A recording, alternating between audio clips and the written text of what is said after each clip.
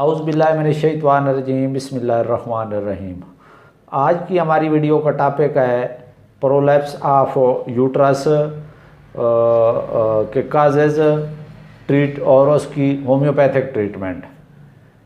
Prolapse of uterus के बारे में थोड़ी सी मैं इंट्रोडक्शन करा दूं कि जो यूट्रस होती है ये लो पेल्विक रीजन में अपनी एक मखसूस कैविटी में लिगामेंट्स के साथ मजबूती से बंधी हुई होती है। वही लिगामेंट्स जो हैं ये एक जो कैविटी होती है वो अंदर से यानी खला होता है, खुली होती है, और जो यूट्रस है ये भी अंदर से खुली होती है। इसमें अंदर इसके बाहर सिर्फ मसल्स होते हैं, जिस तरह गुब्बारा होता है इस तरह होती है।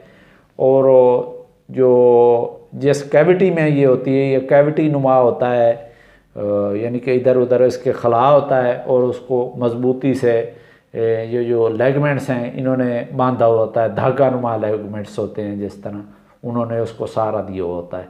तो उसी सहारे के वजह से ही वो अपनी कैविटी में मजबूती से खड़ी रहती है।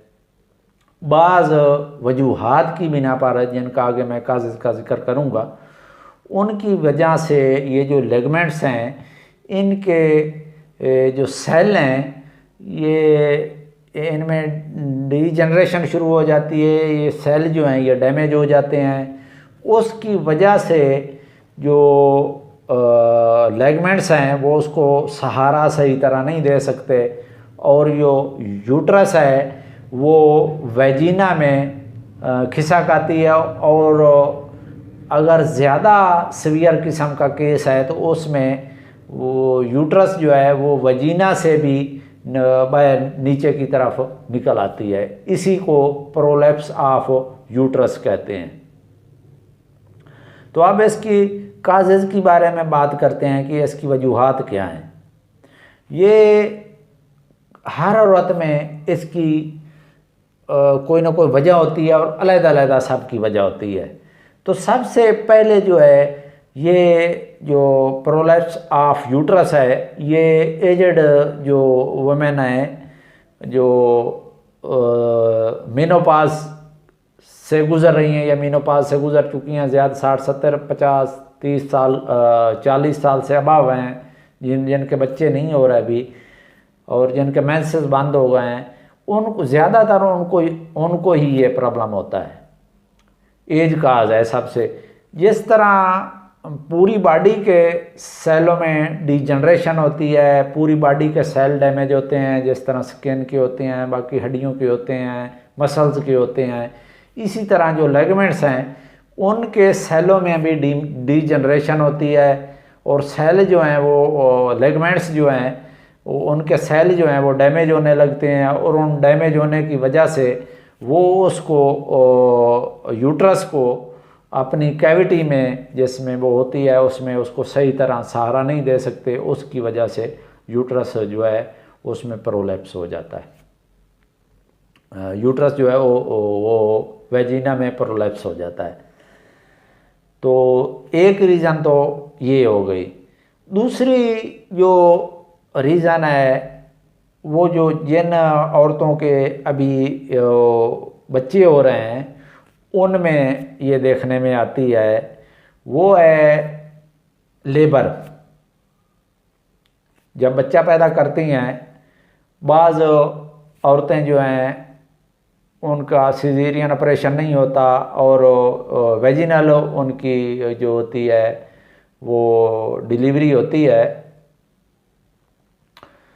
तो वेजिनल लेबर होती है। तो उसमें ये ज़्यादा मसला पैदा होता है। जिनको काफ़ी लंबे टाइम जो डिलीवरी में लेबर में काफ़ी देर ज़्यादा लगती है, उनको बहुत ज़्यादा पेन होती रहती है, और उसकी वजह से ज़्यादा ज़ोर लगने की वजह से ये जो लिगामेंट्स हैं जिन्होंने इसको सहारा दिया होता है वो डैमेज हो जाते हैं और उसको वो सहारा नहीं देते, डिले हो जाते हैं उसकी वजह से, या फिर जो लेबर के दौरान इनमें लिगामेंट्स में कोई ट्रॉमा हो सकता है, उसकी वजह से ये डैमेज हो जाते हैं और उसकी वजह से ये उसको सहारा नहीं देते, तो उसकी वजह से भी जो यूट्रस है वो वेजिना में खिसक आती है। तीसरा नंबर जो है वो है प्रेगनेंसी।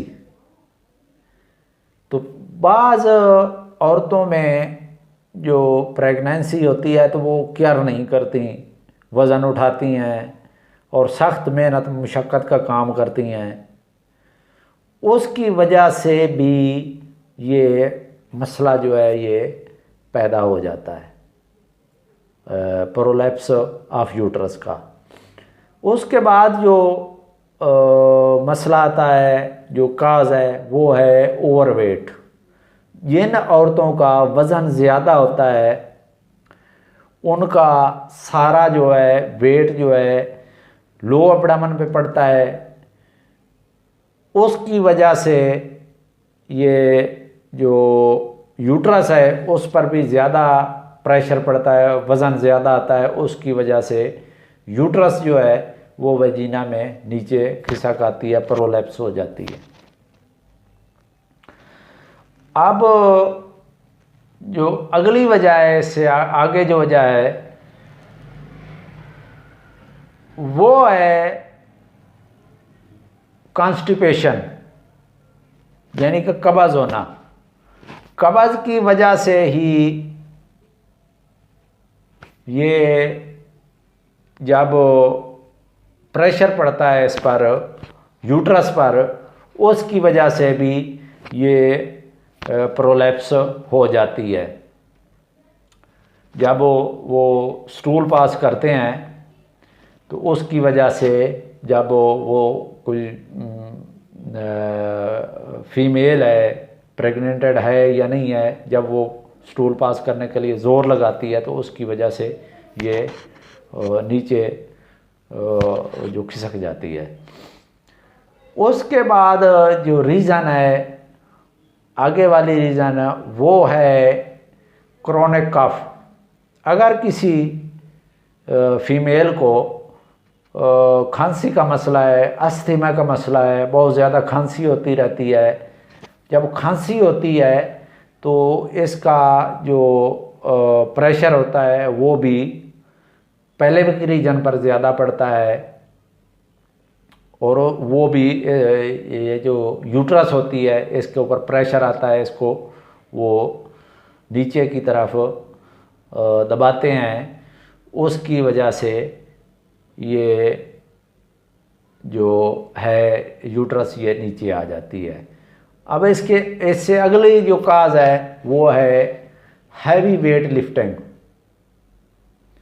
जब ज़्यादा वज़न, बहुत ज़्यादा वज़न वाला काम जो होता है, जो औरतें प्रेगनेंसी हो या ना हो उस दौरान ये जब करती हैं इस किस्म का काम, हैवी वेट उठाती हैं, वज़न उठाती हैं, कोई वज़न वाला काम करती हैं, ख़ास तौर पर जब प्रेगनेंसी होती है, जब वो वज़न वाला काम करती हैं, वज़न उठाती हैं, तो उसकी वजह से भी ये जो है पेल्विक रीजन पर वेट ज़्यादा पड़ता है, उसकी वजह से ये जो है प्रोलैप्स ऑफ यूट्रस हो जाता है। उससे अगली काज जो है वो है सर्जरी। जब ये पेल्विक रीजन में किसी किस्म की भी कोई सर्जरी की जाती है, सिजेरियन ऑपरेशन है या और कोई किसी किस्म की भी सर्जरी की जाती है, तो उसमें भी ट्रोमा हो सकता है। उसमें ये जो लिगामेंट्स हैं, यूट्रस है, उसमें कोई ना कोई ये ट्रोमा होता है, उसकी वजह से भी बाज़ औक़ात ये मसला प्रोलैप्स ऑफ यूट्रस का हो जाता है। उसके बाद ये जब मीनोपाज आता है, मीनोपाज में हार्मोनल जो हैं चेंजेस होती हैं, उसमें ख़ास तौर पर एस्ट्रोजन हार्मोन, जो जनाना हार्मोन कहते हैं, वो कम हो जाता है। उसकी वजह से जो सेल हैं लिगामेंट्स के, ये डिजनरेट हो जाते हैं, सेल डैमेज होने लगते हैं। उसकी वजह से ये लिगामेंट्स कमज़ोर हो जाते हैं। तो ये उस टाइम भी सहारा देने से गुरेज करते हैं, सहारा नहीं दे सकते। इस वजह से ये जो है प्रोलैप्स ऑफ यूट्रस ये हो जाता है। मल्टीपल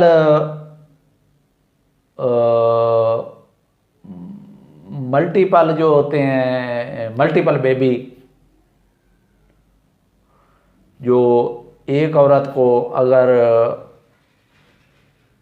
मल्टीपल डिलीवरी हैं जो बार बार हो रही हैं, ये मल्टीपल प्रेगनेंसी है जिसमें 2 या 3 बच्चे हुए हैं, 2 हैं बच्चे इकट्ठे जुड़वां बच्चे पैदा होते हैं, वो ज़्यादा वज़न यूट्रस पर पड़ता है और लिगामेंट्स उसको वज़न को सहारा नहीं दे सकते। उसकी वजह से प्रोलैप्स ऑफ यूट्रस हो जाता है। उसके बाद मल्टीपल डिलीवरी हैं वो जो बहुत ज़्यादा बच्चे पैदा करती हैं, जिन औरतों के 6-6, 7-7, 8-8, 10-10 बच्चे हैं, उनमें भी ये प्रोलैप्स ऑफ यूट्रस देखने में आया है।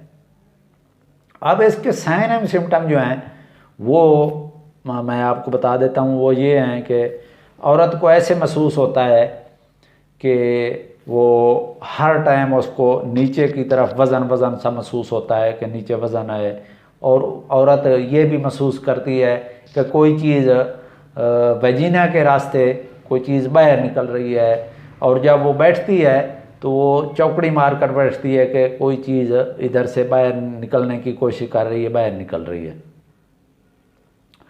उसके बाद उसको जो है यूरिनेशन में भी प्रॉब्लम आता है। वो ये जो यूट्रस है ये ब्लैडर पर जब फोर्स डालती है, दबाव डालती है, तो यूरिन जो ब्लैडर है वो फुल भर नहीं सकता, क्योंकि वो पूरा फैल नहीं सकता। जब थोड़ा सा भरता है तो पेशाब महसूस होता है, तो उसको पेशाब करना पड़ता है, या फिर इसके पेशाब के जो हैं कतरे कतरे आने लगते हैं, थोड़ा थोड़ा पेशाब आने लगता है। खांसी करने से भी बाज़ औक़ात पेशाब के कतरे वो फीमेल जो है वो महसूस करती है कि पेशाब के कतरे भी जो अंडरगारमेंट्स हैं उन पे लगे हुए हैं, वो महसूस करती है। उसके बाद जो स्टूल पास करती हैं जिस टाइम, उस टाइम भी उनको मसला होता है, जो कॉन्स्टिपेशन हो जाती है इसी वजह से, तो स्टूल भी पास नहीं कर सकती। अब इसका जो डायग्नोज है वो किस तरह करते हैं? वो इस तरह करते हैं, सबसे पहले जो लेडी डॉक्टर है तो वो फिज़िकल एग्जामिनेशन से ही उसको पता चल जाता है, देखने से ही कि ये हाथों से देखने से कि ये प्रोलैप्स ऑफ यूट्रस का केस है। उसके बाद ये अल्ट्रासाउंड है, इससे मुकम्मल जो है वो तशखीश हो जाती है, इससे क्लियर हो जाता है अल्ट्रासाउंड से। ये दूसरे नंबर पे अल्ट्रासाउंड करा लेते हैं। अब इसकी जो ट्रीटमेंट है, होम्योपैथिक ट्रीटमेंट, वो मैं आपको बता दूं, उससे इंशाल्लाह आपको सर्जरी नहीं करानी पड़ेगी, उसी ट्रीटमेंट से ही आपका ये मसला जो है हल हो जाएगा, इसके लिगामेंट्स मजबूत हो जाएंगे और यूट्रस जो है वो अपनी जो कैविटी है उसी में चली जाएगी, और ये जो वेजिना में नीचे आ रही है प्रॉब्लम पैदा कर रही है वो ख़त्म हो जाएंगे। तो सबसे जो फर्स्ट ऑफ ऑल मेडिसन है वो है आर्निका। आर्निका जो है वो किसी किस्म का कोई ट्रॉमा हुआ हो, चोट लगी हुई हो, ये उसमें बेस्ट काम करती है, ये उस मसले को ठीक कर देगी। बाज़ औरतें डिलीवरी के बाद या ऑपरेशन कोई उन्होंने सर्जरी कराई है अब्डामन की, तो उसके फ़ौरन बाद ही वो काम करना शुरू कर देती हैं। अगर इस वजह से किसी औरत में ये पेल्विक प्रोलैप्स ऑफ यूट्रस हुआ है तो वो ये मेडिसिन इस्तेमाल करें 200 ताकत में, हर रोज़ 1 डोज़। इंशाल्लाह तकरीबन 3 महीने में उनका ये बग़ैर सर्जरी के मसला हल हो जाएगा। दूसरे नंबर पर जो मेडिसन है वो है बेलाडोना। इसकी जो इलामत है वो जिस फीमेल को ये मसला है वो ये महसूस करेगी, प्रोलैप्स ऑफ यूट्रस जिसको है, तो वो ये महसूस करेगी कि कोई चीज़ वेजिना के रास्ते कोई चीज़ बाहर निकल रही है, ऐसे महसूस करेगी। वो हर टाइम उसी को यही महसूस होता रहेगा। वो अपने काम काज जो करती है उस पर सही तवज्जो नहीं दे सकेगी, उसकी तवज्जो हर टाइम इसी तरफ ही होगी। उसके बाद जो मेडिसन आती है ये आपने बेलाडोना जो है वो ये आपने 30 में लेना है, 30 पोटेंसी में, सुबह दोपहर शाम। ये भी आपने 3 महीने तक इस्तेमाल करना है। जिनमें ये साइन सिम्टम है तो वो ये बेलाडोना इस्तेमाल करेंगे। उसके बाद जो आती है सीपिया। सीपिया ज़रा कमज़ोर किस्म की औरतें जो हैं, काले रंग की औरतें हैं, ये उनके लिए बेहतर है। और ये भी महसूस करती हैं, उनको भी ये मालूम होता है रैम जो है उनका जो यूट्रस है उस पर दबाव सा महसूस होता है, और उनको भी यही महसूस होता है कि वेजिना के रास्ते कोई चीज़ बाहर निकल रही है। अब ये आपने जो सीपिया है ये आपने 1 एम पोटेंसी में इस्तेमाल करनी है, और हर 15 दिन बाद एक खुराक आपने लेनी है। जिस तरह दूसरी होम्योपैथिक मेडिसिन लेते हैं उसी तरह इसका भी तरीका इस्तेमाल वही है। अब आती है चौथे नंबर पर पोडोफाइलम। पोडोफाइलम भी एक बहुत बेस्ट मेडिसिन है। ये उन महिलाओं के लिए है, उन औरतों के लिए है जिनको प्रोलैप्स ऑफ एनस और प्रोलैप्स ऑफ यूट्रस दोनों हैं। ये उनके लिए बहुत बेस्ट काम करती है। ये आपने 30 पोटेंसी में लेनी है और 5-5 कतरे सुबह दोपहर शाम में इस्तेमाल करने हैं। ये इंशाल्लाह इसी से आपका ये मसला हल हो जाएगा। और उसके बाद एक और मेडिसिन जो क्यू में मदर टिंचर में है, ये किसी किस्म का भी किसी औरत में जिस किस्म का भी ये मसला हो तो ये उसने इस्तेमाल करनी है। ये सब जो मैंने बताई हैं पहले उनके साथ ये आपने इस्तेमाल करनी है। ये है हेलोनाइज आयोडाइड, हेलोनाइज। इसमें रैम जो है, यूट्रस जो है, ये मुकम्मल तौर पर वेजिना से बाहर निकली हुई होती है, बाहर महसूस होती है, निकली हुई आपको नज़र आएगी। ये उनके लिए ख़ास तौर पर, और जिनके जो मैंने बाकी बताई हैं आर्निका, बेलाडोना, सीपिया और पोडोफाइलम, हेलोनाइज, ये उनके साथ भी आप इस्तेमाल करते हैं।